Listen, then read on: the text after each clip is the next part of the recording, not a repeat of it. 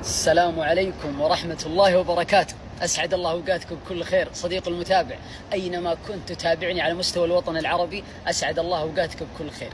لا تنسى تصلي وتسلم على النبي قبل كل شيء. اللهم صلي وسلم وزد وبارك على نبينا محمد. عظيمنا اليوم الصحابي الجليل عمير بن سعد الأنصاري رضي الله عنه. شوف، عمر بن الخطاب رضي الله عنه، أبا أخذ لك زاوية كذا عشان تأخذ معي تصور كامل. عمر بن الخطاب رضي الله عنه ما يكتب في أي أحد ولا يزكي أي أحد ولا يذكر أحد من الصحابة بشيء ما هو فيه، وإذا ذكر التاريخ يخلده لأنه عمر ويعرف ما هو ينطق.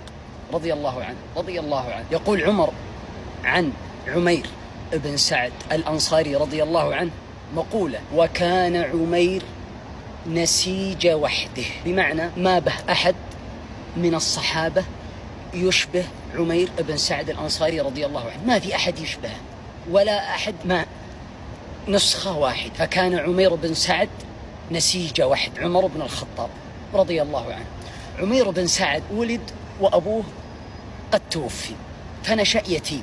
أمه بعد وفاة والده تزوجت برجل من أثرياء الأول يقال له الجلاس بن سويد، وهو صحابي. عمير بن سعد أسلم وهو صغير، ما نشأ، يعني ما ولد والإسلام في قلبه، لا، بعد ما بلغ السادسة من عمره أسلم. فوقع الإسلام، يقولون أهل السير والتراجم، فوقع الإسلام في قلبه بمحل ليس فيه شيء. يعني ما عبد صنم ثم بعدين أسلم، ما كان على دين ثم بعدين ما كان نصراني ثم بعدين أسلم، لا، نشأ وفي قلبه الإيمان. فكانت أمه تراه زوجها اللي هو عمه الجلاس بن سويد يحسن إليه وهو يحب عمه، فكان بمنزلة الوالد له وكان بمنزلة الولد للجلاس.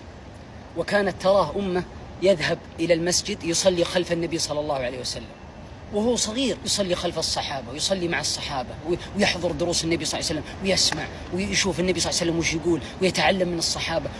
من المدرسة المحمدية جالس ينبع هذا الطفل الصحابي العظيم عمير بن سعد الأنصاري رضي الله عنه في السنة 9 من الهجرة. وعمر عمير بن سعد الآن قرابة 19 سنوات.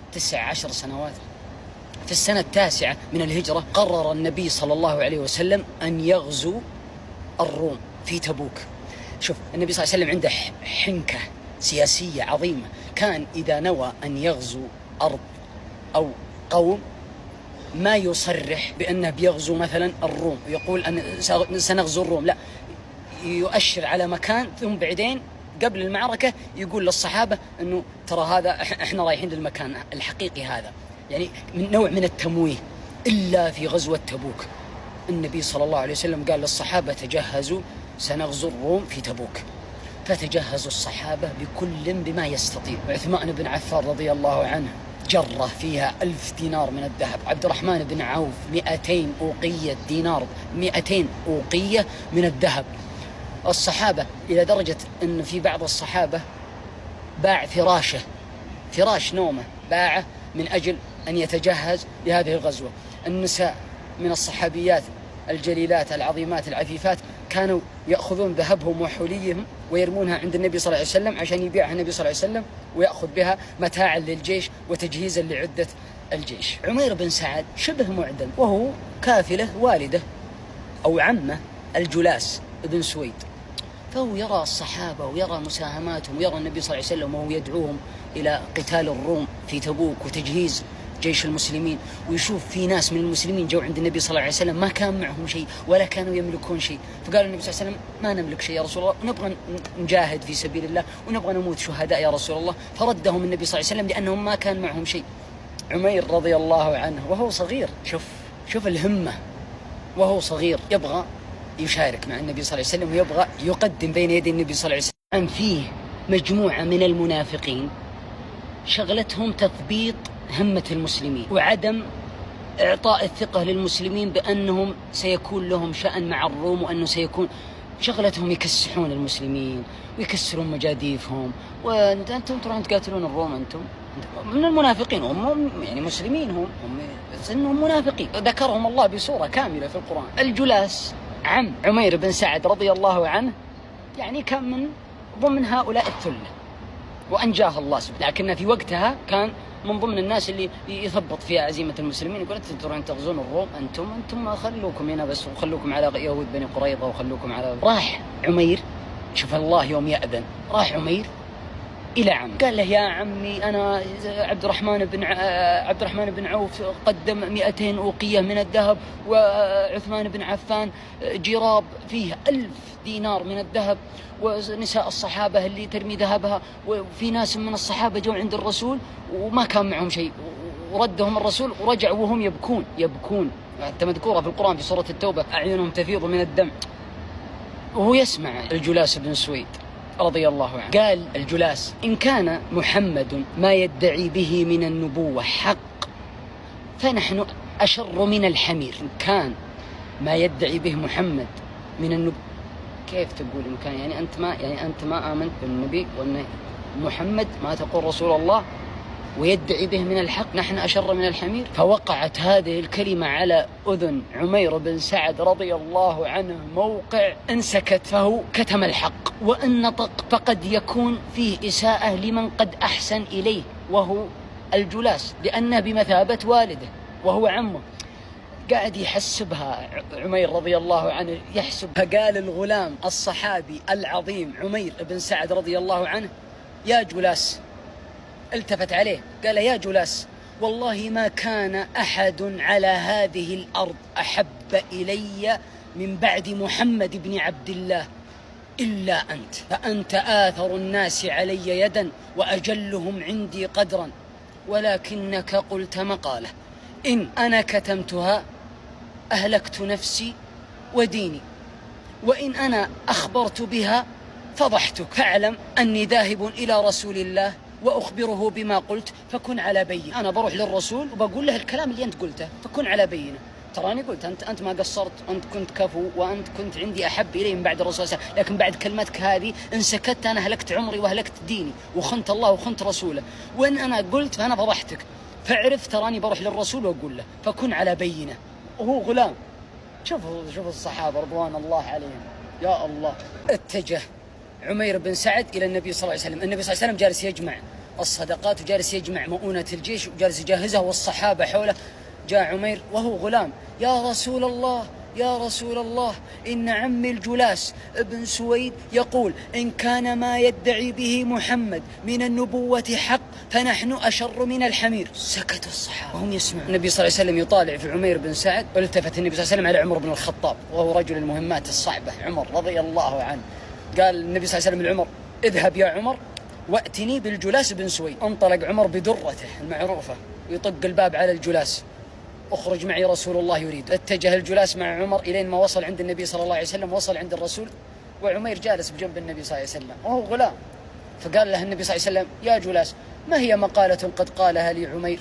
سمعها بأذنه وقال نفس ما قال. فقال للجلاس كذب وافترى علي يا رسول الله ووالله ما قلت ذلك. أنكر. بعد ما قال الكلام هذا فيه من ربع الجلاس بن سويد كانوا جالسين من المنافقين، قالوا بئس له هذا الصبي يسيء لمن أحسن إليه، يعني يسيء للجلاس بن سويد عمه. قاموا ناس من الصحابة رضوان الله عليهم قالوا والله إنه شاب نشأ في طاعة الله ووالله من قسمات وجهه إنه لا يكذب.